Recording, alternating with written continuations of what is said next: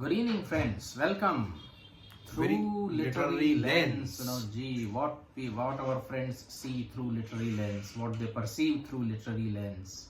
Yeah, this channel gives you an opportunity to look at various creative writings of well-known, even less well-known writers, poets, dramatists. Yes, and basically we perceive the life through literary lens.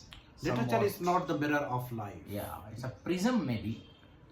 Through which, when you look at life, you can look at the various colors of life which otherwise appear to be black and white. Yes, as Shelley has said, it makes us sensitive to the hopes and fear we usually heed not. Rajaji, once again, we have brought one story to discuss. And it brings out, as I said, the hopes and fears we usually don't heed.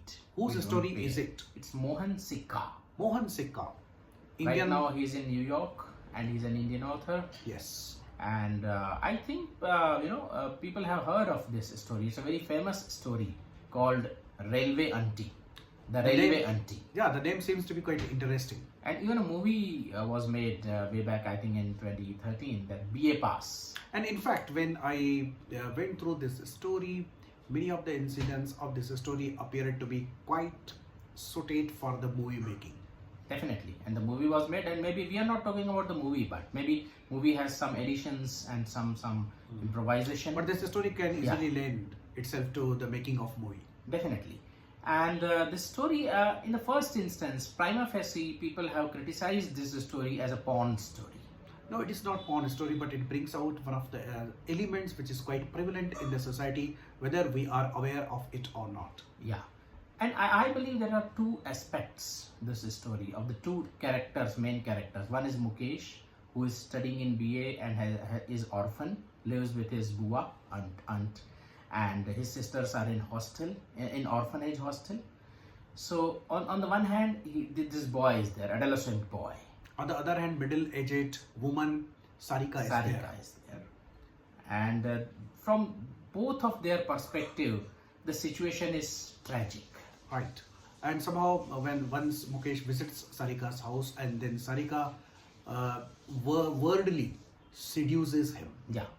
And she makes him do the things which are, number one, even the relationship itself is not socially sanctioned. Number one, it's an extramarital relation for Sarika, and it's a sort of a seduction for Mukesh in adolescence. Right, she's a middle-aged lady, and for her own erotic pleasure, she seduces him.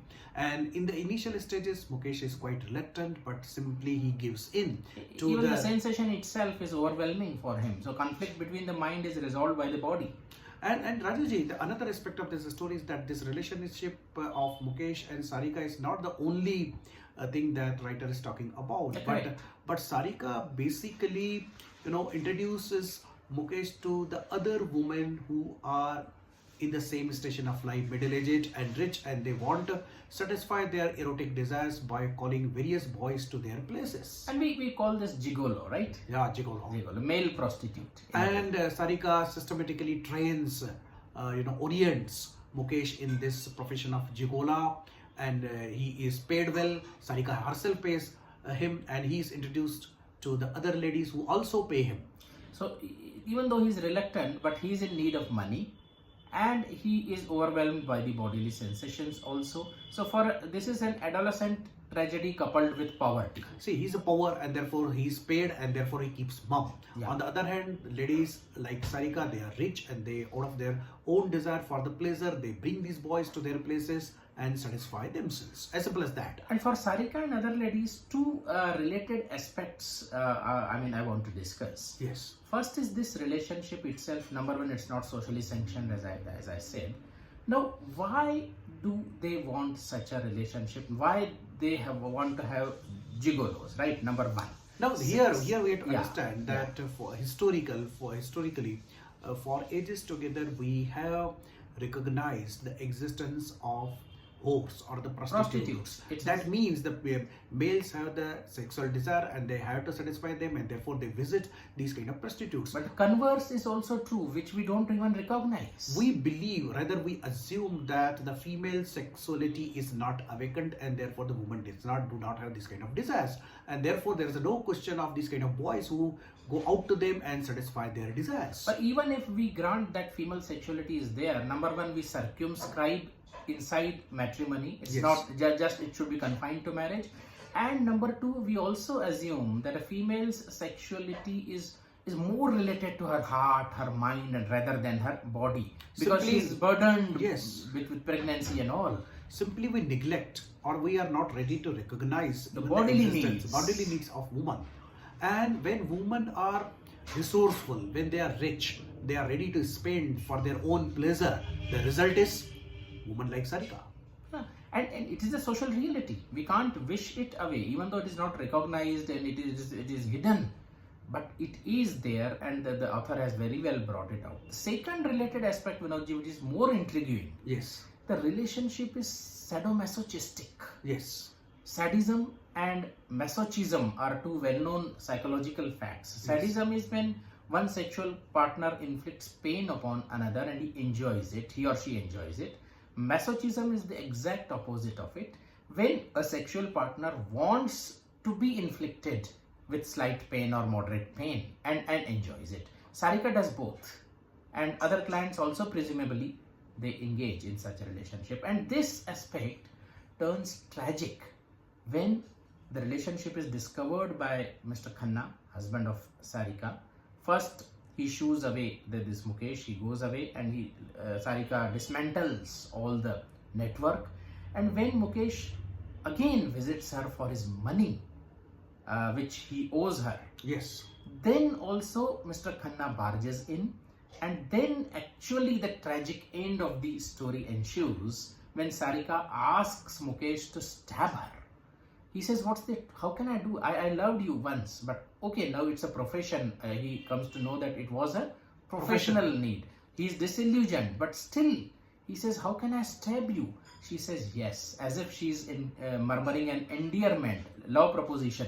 She says, stab me, otherwise he will not be convinced, and that is the only end possible to this predicament.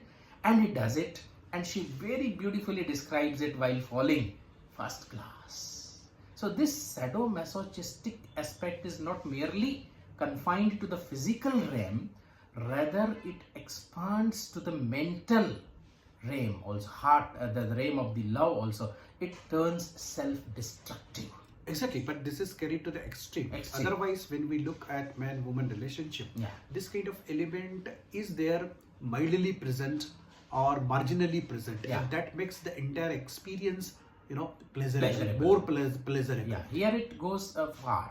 And perhaps a woman like Sarika, who go out of the way and try to bring these kind of boys to them so that they could enjoy these kind of forbidden pleasures which are not usually available or recognized within the bonds of wedlock. Many times even the sex flies out of the window in the middle age. The marriage is devoid of sex, number one. Secondly, all these pleasures which human psyche sometimes yearns for, human physics sometimes yearn for.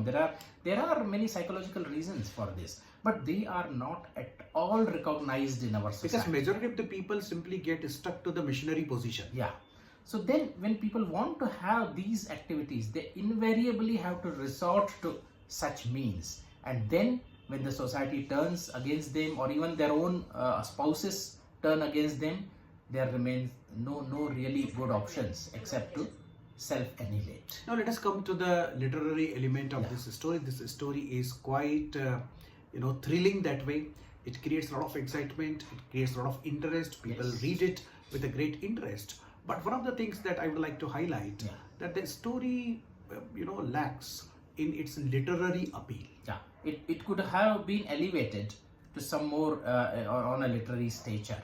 It seems that it is a description, it's essentially narration, or simply the author has tried to bring forth some real element which is there in the society, but he has failed. He has failed to peep inside the mind and heart.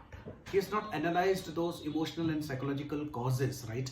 And moreover, when you look at the the style, it does not seem to be quite literary. It seems very plain, mundane, flat style, right? Yes. A kind of a story which can easily be adapted for any serial or the movie. It has already been adapted for a movie. Yeah. So basically, that kind of literary touch that we really expect in the masters, that is not there. Yeah. So that's all about this story. You can read and enjoy and see this less talked about element of life which Mohan Sikka has brought forth in this story. So we wait for your comments and we'll be back soon with some other discussion, Rajesh ji. Till this time, take care. Namaskar.